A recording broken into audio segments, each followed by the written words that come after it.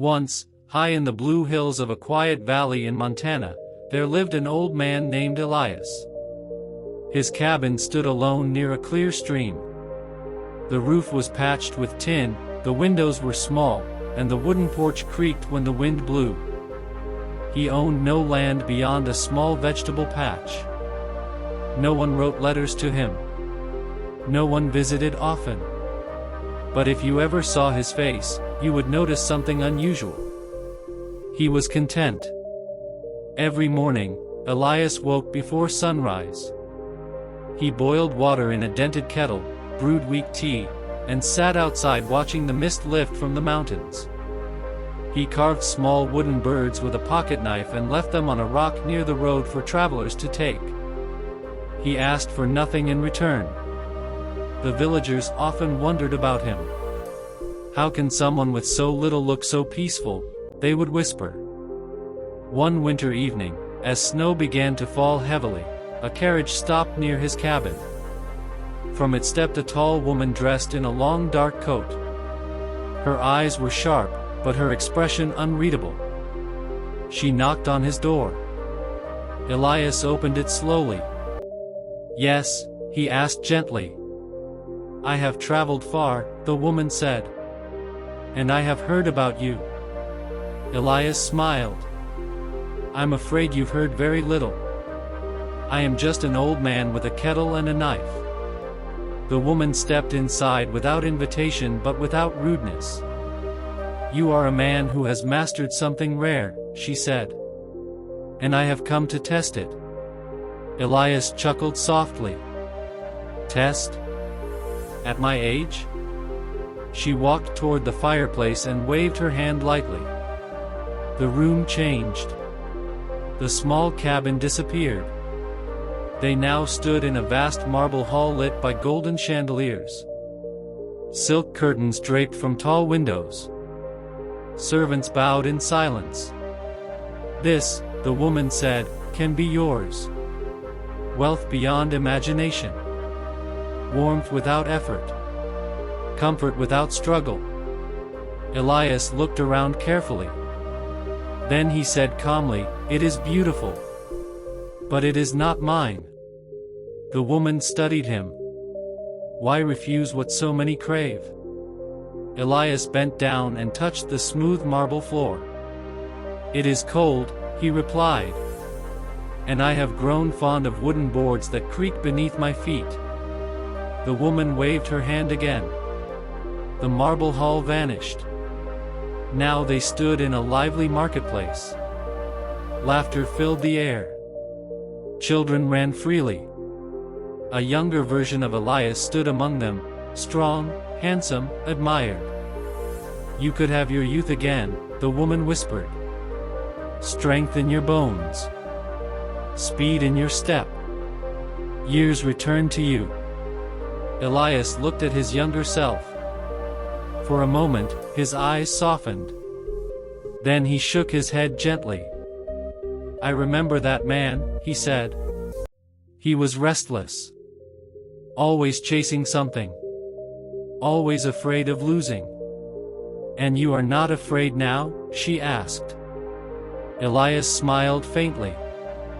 "I have already lost everything that can be lost, my youth, my friends, my ambitions. And yet I remain. What is there left to fear?" The marketplace faded.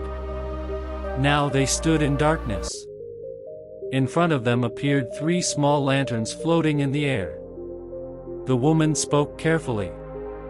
"One lantern contains endless success. Whatever you touch will flourish. The second lantern holds everlasting love. You will never feel lonely again. The third lantern holds inner peace, but nothing more. No fame. No fortune. No admiration." Elias looked at the 3 lights glowing softly. "Choose," the woman said. Without hesitation, Elias picked up the smallest lantern, the simplest one. The woman's eyes narrowed. "You did not even consider the others." Elias held the lantern close to his chest. "When I was young," he said quietly, I chased success. When I failed, I chased love. When love faded, I chased recognition. Every chase left me more tired. He looked at her calmly. But when I stopped chasing and began accepting, something different happened. The world stopped fighting me. The woman folded her arms. You are certain? Elias nodded. I have learned that peace is not something added to life. It is something uncovered when we stop demanding more. The woman watched him carefully. Then she snapped her fingers. The lanterns vanished. The cabin returned. The cracked walls. The weak fire. The simple wooden chair. The woman walked toward the door. You have passed, she said softly. Past what? Elias asked. The test of wanting, she replied. He tilted his head. Most people think happiness is hidden in what they do not have. You have learned it lives quietly in what already is. Snow continued to fall outside. Before leaving, the woman turned once more. If I return in another year and offer you something greater, will you accept? Elias smiled warmly. If it brings more peace, yes. If it brings more noise, no. The woman disappeared into the snow. The next morning, Elias woke as usual. He brewed his tea. He carved another wooden bird. Nothing magical remained. Nothing had changed. And yet everything felt complete. Later that week, a young traveler stopped near his cabin and asked, Old man, don't you wish for a bigger house? More comfort? More people around you? Elias handed him a wooden bird. I once believed happiness was a mountain I had to climb, he said. And now? Now I know it is a place I can sit. The traveler looked confused. Elias continued gently. If you are not content with a small room, you will not be content in a palace. If you cannot smile alone, you will not smile in a crowd. The traveler thought deeply before leaving. Years passed. Elias grew weaker. But his smile never faded. And the villagers began to understand something important. Happiness is not hidden behind golden doors. It is not found in youth regained or wealth gained. It is found in acceptance. In gratitude. In a quiet heart that does not demand more than what is enough.